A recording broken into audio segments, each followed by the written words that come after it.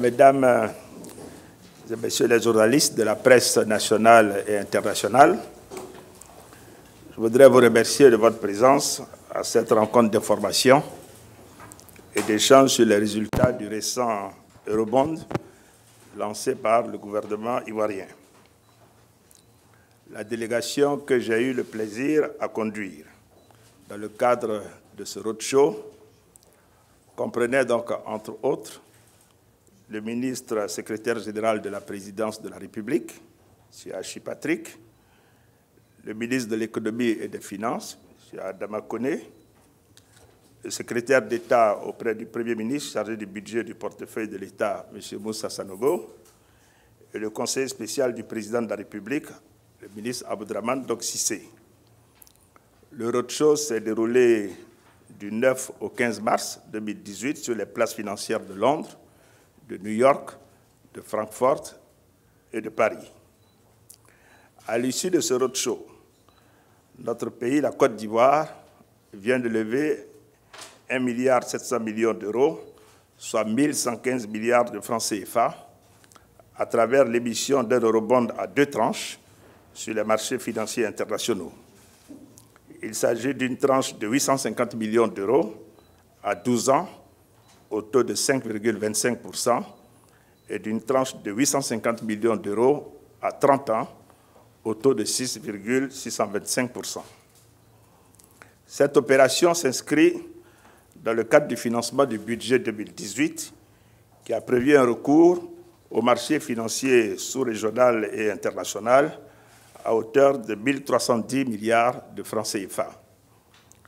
Plusieurs facteurs ont milité en faveur de cette nouvelle sortie sur le marché international, notamment la profondeur limitée du marché régional, la forte exposition des investisseurs sur le marché régional, mais surtout la possibilité pour nous de nous financer à long terme, sans risque de change et à des taux plus bas sur un marché en euros de plus en plus profond. Le gap de financement de 195 milliards de francs CFA sera comblé sans difficulté par recours au marché régional. Tous les fonds donc levés permettront de financer les investissements prévus au budget et de stimuler donc la croissance. Conformément à notre stratégie de gestion de la dette à moyen terme 2018-2022, le ratio dette sur PIB devrait se situer à 43,2% du PIB donc à fin 2018, contre 42,6% à fin 2017, soit une augmentation modérée de 0,6%. Le taux d'endettement de la Côte d'Ivoire est le plus faible de la sous-région ouest donc africaine.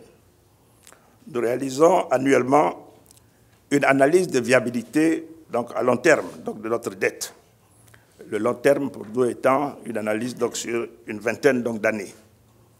La dernière donc analyse qui a été effectuée avant l'Eurobond donc 2018 confirme que le risque de surendettement de la Côte d'Ivoire demeure donc modéré. Cela signifie que tous les indicateurs de solvabilité et de liquidité de la Côte d'Ivoire demeurent en dessous de leurs seuils respectifs dans le scénario de base. En plus de la performance réalisée en termes de montant mobilisé, la Côte d'Ivoire entre dans l'histoire en tant que premier pays d'Afrique à réussir une émission obligataire en euros sur 30 ans. Chers amis de la presse, l'Eurobond 2018 a été l'occasion pour le gouvernement ivoirien de démontrer une fois de plus aux places financières internationales la robustesse de la croissance économique du pays et ses perspectives de développement ambitieuses. Elle a été également l'opportunité de présenter les réformes structurelles et les investissements clés mis en œuvre dans le cadre du PND 2016-2020, notamment dans les secteurs de l'agriculture, de l'énergie, des infrastructures, de l'éducation et de la santé. Le gouvernement a aussi fait valoir les progrès accomplis quant à l'attractivité réglementaire et fiscale pour les entreprises comme pour les investisseurs donc étrangers. La croissance de la Côte d'Ivoire pour l'année 2017 reste soutenue autour de 7 à 8%, soit le taux le plus élevé de la région UEMOA et le deuxième en Afrique après l'Éthiopie. tout en conservant l'un des ratios d'endettement public les plus faibles de la sous-région. La norme est ainsi aujourd'hui, la Côte d'Ivoire est ainsi aujourd'hui la troisième économie du monde par sa croissance et l'un des rares pays d'Afrique subsaharienne à conserver une balance commerciale excédentaire à comparer à ce qui se passe dans la sous-région. Elle a connu un important progrès en ce qui concerne notre PIB par habitant, ceci depuis 2012, pour atteindre aujourd'hui, au niveau du PIB par habitant, un seuil de 1 600 $. Ces performances très fortes, alliées à un rôle majeur et croissant de moteur économique sous-régional, sont le produit du leadership du président de la République, son Excellence M. Alassane Ouattara, et de l'engagement de tous les Ivoiriens pour l'avenir du pays. Elles permettent aujourd'hui à la Côte d'Ivoire de trouver avec crédibilité et aisance sur les marchés internationaux les financements nécessaires pour encore accélérer son développement, le renforcement de son agriculture, l'industrialisation et la diversification de son économie et un partage plus inclusif de la croissance et du progrès socio-économique. Mesdames et messieurs, je voudrais donc vous remercier pour votre aimable attention et comme l'a indiqué tout à l'heure le porte-parole du gouvernement, je me tiens à votre disposition pour reprendre des questions. Merci. Je suis Jérôme Di pour le quotidien Le Nouveau Réveil. Des voix sur l'heure pour dire que la Côte d'Ivoire est en train de se surendetter. Est-ce que cette nouvelle émission de Eurobond ne va pas encore endetter la Côte d'Ivoire? Vous avez tout à l'heure présenté des chiffres pour rassurer, mais est-ce qu'on peut avoir des précisions dessus? Sur l'endettement, je voudrais, avant de répondre spécifiquement à votre question, vous dire que comme un ménage qui, pour l'acquisition d'une maison, va apporter ce qu'on appelle une avance, un élément qui est l'apport personnel, et va recourir auprès d'une banque pour financer le coût de sa maison, s'endetter pour financer des biens que vous allez acquérir et que vous allez exploiter sur du long terme est une chose normale, que ce soit dans la vie des individus ou dans la vie des nations. Tous les pays du monde, pour se développer, pour faire des infrastructures qui sont des infrastructures dont l'exploitation par les populations se font sur le long terme, s'endettent, tout cela est normal. Donc il ne faut pas que le fait de s'endetter soit vu comme étant un problème. S'endetter fait partie intégrante de, je dirais, la vie et de la gestion économique d'un pays. Maintenant, il ne faut pas s'endetter à n'importe quelle condition. C'est pour cela qu'il y a des seuils qui sont définis dans le cadre de la gestion macroéconomique du pays pour indiquer quels sont les seuils qu'il ne faut pas dépasser, sinon on peut compromettre les finances publiques du pays. Ces seuils sont pour l'Union économique ouest-africaine le stock de la dette sur la richesse qui est le PIB ne doit pas excéder 70%. Ça, c'est la norme au niveau de l'UEMOA. Nous, en tant que Côte d'Ivoire, nous sommes aujourd'hui à 42,6%. Vous voyez la marge que nous avons par rapport aux 70%. Et à la fin de l'année 2018, ça veut dire en intégrant l'eurobond pour lequel nous sommes partis sur le marché, en l'intégrant, nous serons à un peu plus de 43%. Donc il y a une augmentation, je vous l'ai dit tout à l'heure, de 0,6%, ce qui est une augmentation qui est modérée. Deuxièmement, les bailleurs mesurent également la soutenabilité de la dette par un autre critère qui est le service de la dette ramené aux recettes fiscales. C'est-à-dire vos recettes propres, on voit le service de la dette, ce que vous aurez à payer annuellement au niveau de la dette, on les ramène à vos recettes propres, les recettes fiscales. Sur ce critère aussi qui est extrêmement important, nous sommes en deçà du seuil qui est de 18% fixé avec le Fonds monétaire international. Donc je voudrais vous dire que sur tous les critères de viabilité de la dette, notre pays aujourd'hui respecte l'ensemble des normes. Et donc l'endettement que nous faisons est un endettement pour financer des investissements importants qui eux-mêmes vont soit générer la croissance qui permet au pays de devenir encore plus riche, et c'est grâce à cette richesse supplémentaire que nous allons rembourser la dette. Donc il n'y a pas de problème de solvabilité. ou c'est des investissements qui sont importants pour investir donc, dans le domaine donc, social, pour améliorer les conditions de vie donc, de nos compatriotes. Monsieur le Premier ministre Kolo Coulibaly pour Radio Côte d'Ivoire, vous avez parlé tout à l'heure de financement. Est-ce qu'on peut savoir concrètement les projets que l'État entend investir avec cette enveloppe? Lors du dernier conseil des ministres de Yamoussoukro, le président de la République et le conseil avaient annoncé un important programme d'investissement dans le secteur de la santé. Je me souviens encore que ce programme était évalué à près de 577 milliards de francs CFA. Donc, un des éléments donc, importants pour la part de l'année 2018 de ce programme sera donc de financer, je dirais, ce programme sur donc, les ressources donc, de l'eurobond. Nous avons aussi, vous le savez, l'école pour tous, donc, qui est un programme important qui nécessite des investissements importants en matière donc, de classe, notamment dans le primaire, mais il faut déjà anticiper donc, ce que nous devons faire au niveau du secondaire. Là aussi, c'est un secteur important dans lequel donc, nous aurons des investissements.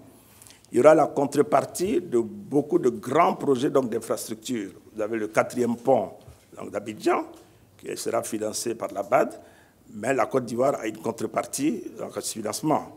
Donc cet élément aussi sera pris en compte dans le cadre de ce eurobond.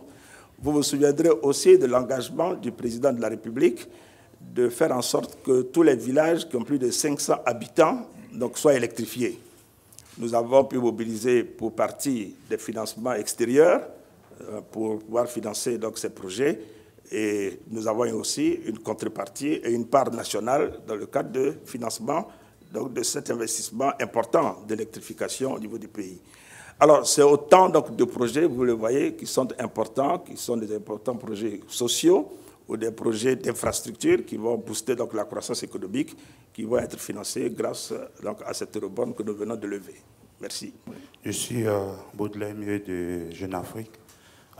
Concernant l'eurobond, lors du pricing, il a été revenu que le total des souscriptions était évalué à 4,555 milliards d'euros. Je voudrais savoir pourquoi la Côte d'Ivoire n'a pas pris un peu plus sur ce montant, étant que les besoins de financement sont énormes.